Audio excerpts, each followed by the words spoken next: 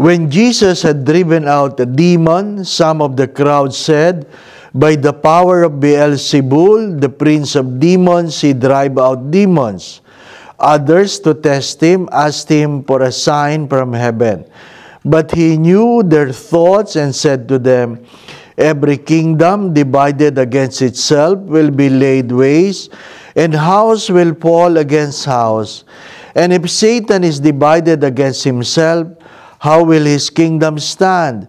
For you say that it is by Beelzebul that I drive out demons. If I then drive out demons by Beelzebul, by whom do your own people drive out them? Therefore, they will be your judge.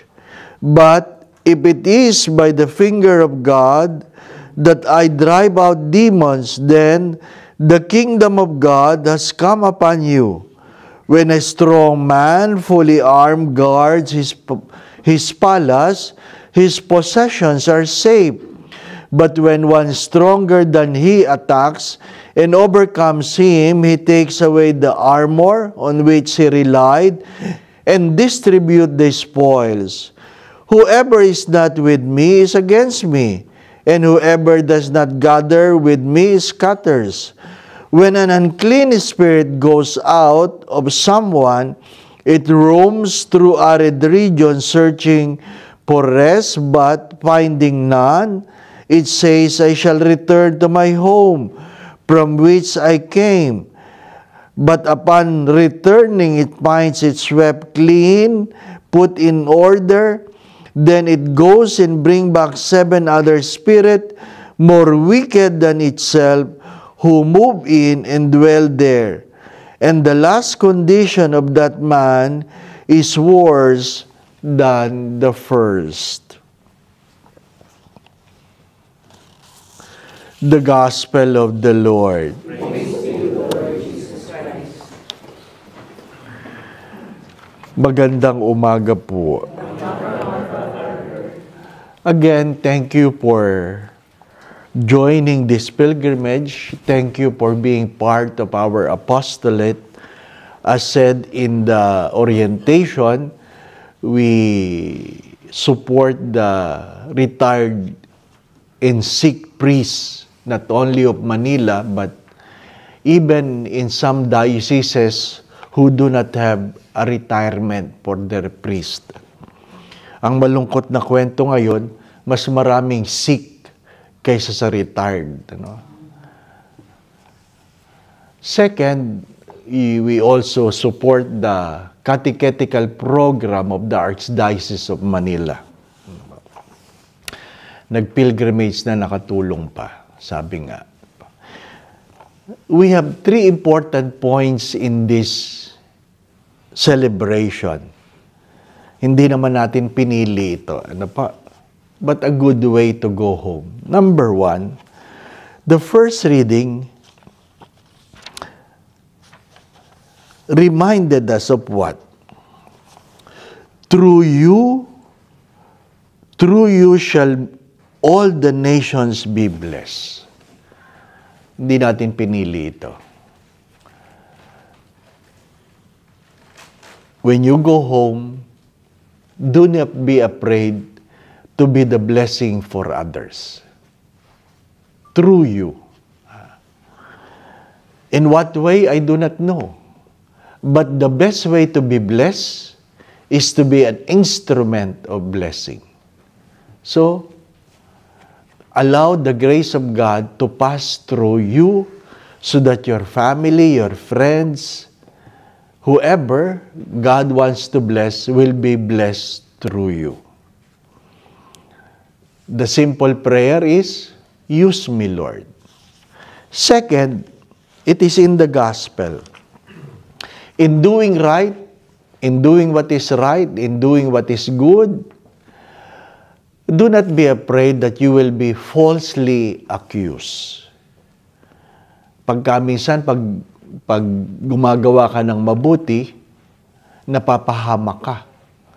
Kasi sadyang may mga taong naiinggit o naghihinala sa iyong ginagawa. Even God was falsely accused.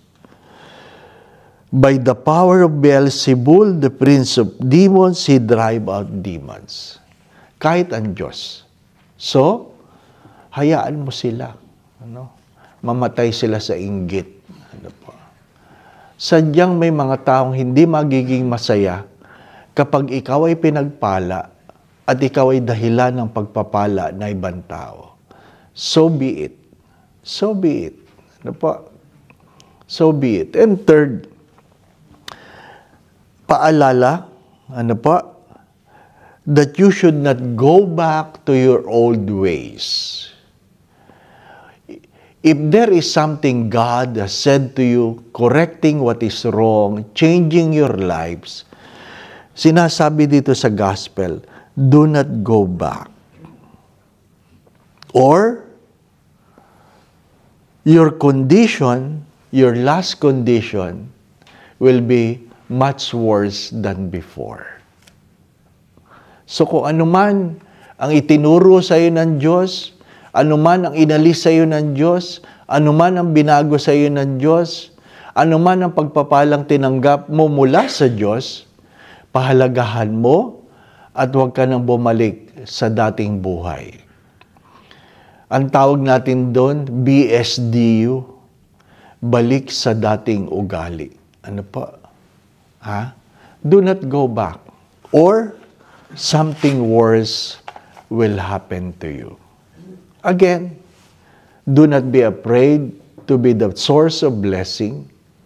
Second, do not be afraid to be falsely accused. Third, do not go back to your old ways. As I assure you, just open your hearts, your life to God, and you will receive more than you can expect.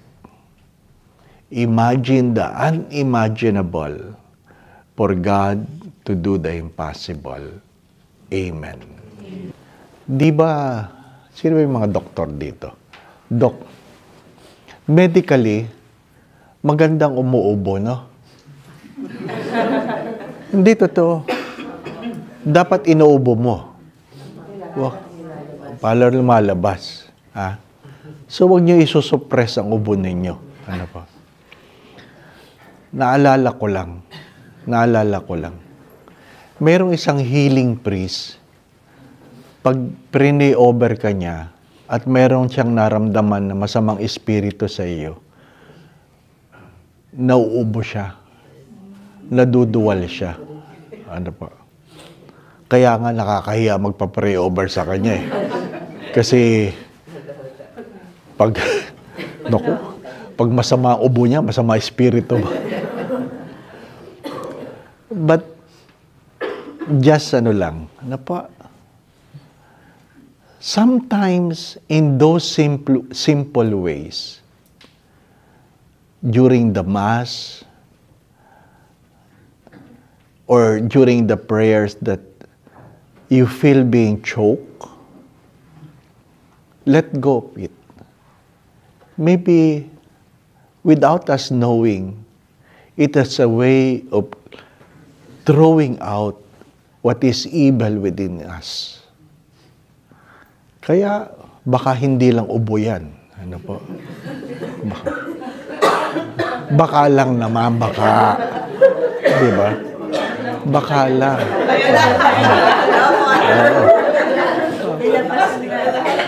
Hindi, natutunan ko lang naman yan. Sino ba yung pari na yun? Si Father B. Si Father B. Ano ba? Sabi niya ganon. Pag nagpe-pray over daw siyang ganyan, para daw merong mga nakukuha siya na kailangang ilabas. Ano pa? So yun lang. Going back to what I've said. Again, you will be. Hindi sinabing you can be. You will be a source of blessing to the people around you. And so be it. Ano pa? So be it. Allow God to use you. Second, do not be afraid to be falsely accused. Even Jesus was falsely accused. And third, do not go back to your old ways. When you doubt, hold your position because God is just preparing you for something great.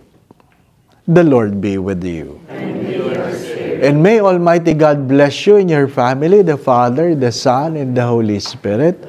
We go in peace to love and serve the Lord. Thanks be to God.